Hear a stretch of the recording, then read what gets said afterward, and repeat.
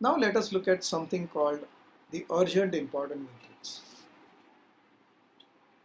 Okay, so the x-axis talks about things that are important and the y-axis talks about things that are urgent.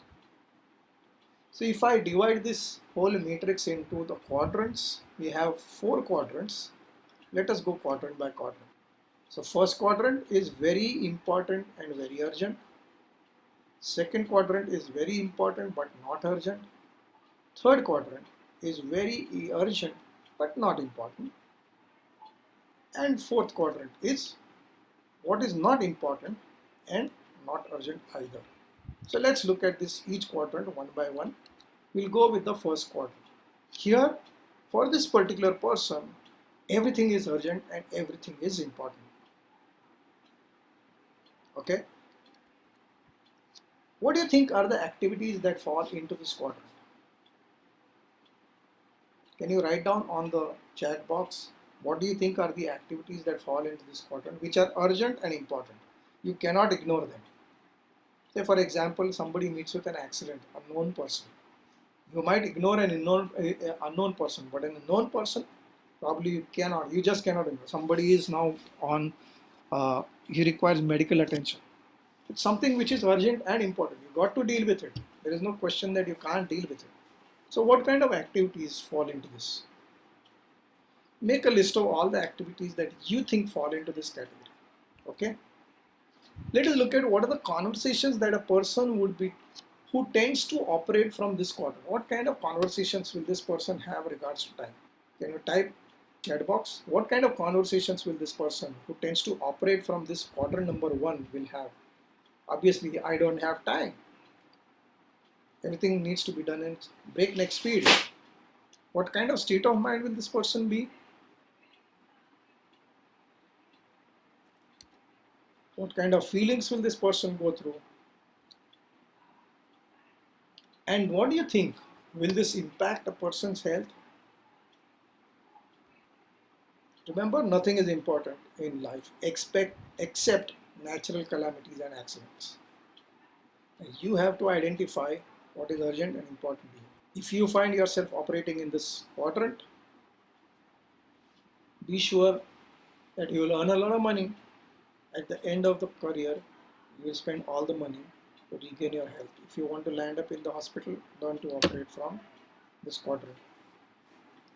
And probably today's world operates in this quadrant, left, right and center. This rat race makes it easy for us to operate in this quadrant. Let's explore quadrant number 3. Remember, here everything is urgent and may or may not be important. Till I deal with it, I don't know whether it is important. That is why I say it is not important. So what activities fall into this quadrant? What kind of conversations will this person like to have? What kind of state of mind? What are the feelings? Will it have an impact on this person's health?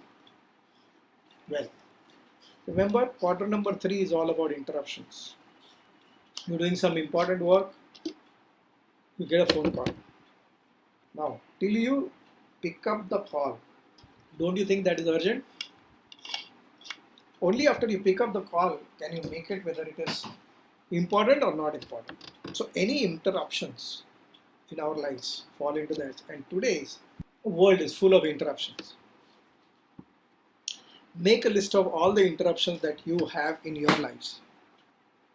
Let's look at quadrant number 4, which is not important, not urgent. Everything here is not important, not urgent. What kind of activities fall into this quadrant? What kind of conversations will this person have? What state of mind?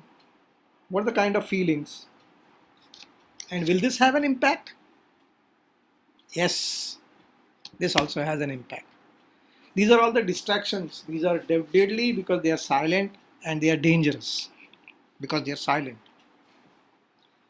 Your job is to list down all the distractions that you are having in your lives.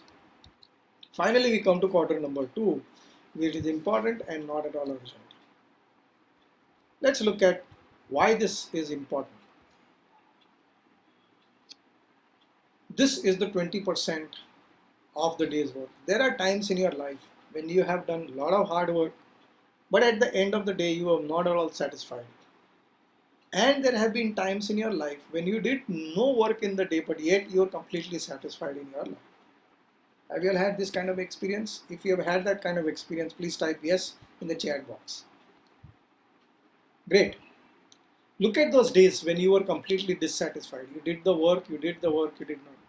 And look at the days where you hardly worked, but yet you are completely satisfied.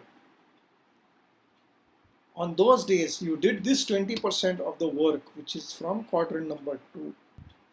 This 20% of the work you need to identify, which gives you the value of 80% of that day's work.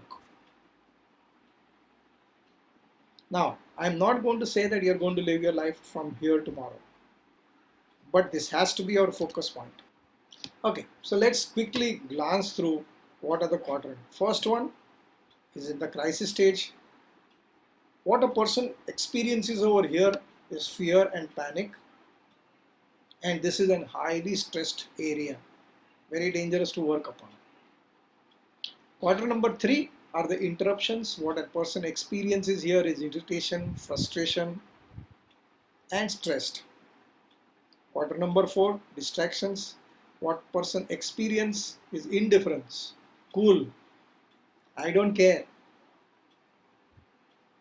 And quadrant number 2 is much in control. This person is calm and poised, and this is a stress-free quadrant. So here again, once again, I'm again inviting you, how do you know that where are you operating from in the day's work? Only when you get connected to your emotion, whether I am fear, panic, anger, rage, irritation, frustration, calm, poised, indifferent, cool, then you will know that you operate in these 4 quadrants on a day-to-day basis.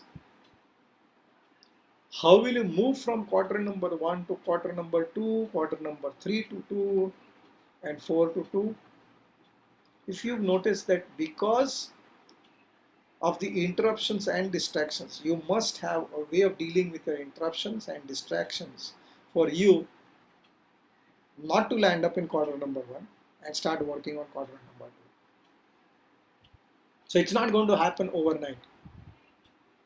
So your job is to write down your quadrants. We now spoke about the ideal situation. Real life, this is extremely dynamic. We move from 1 to 3 to 4 to 2, anytime you'll be constantly moving. Your job is to keep on observing where am I operating from. How much time do I operate in 1? How much do I operate in 3, 2, 4, whatever it is. Okay? But your focus should be how do I operate from quadrant number 2. Now can you deal with your to-do list failure? You will do the quadrant 2 activities first day in the morning, how much ever difficult it is. If you do that, your work is done much. Then you can easily do. Find out ways and means, ask questions. How can I move my quadrant number 1 to quadrant number 2? How do I deal with interruptions so that I move from quadrant number 3 to quadrant number 2? And how do I deal with my distractions from quadrant number 4 to quadrant number 2?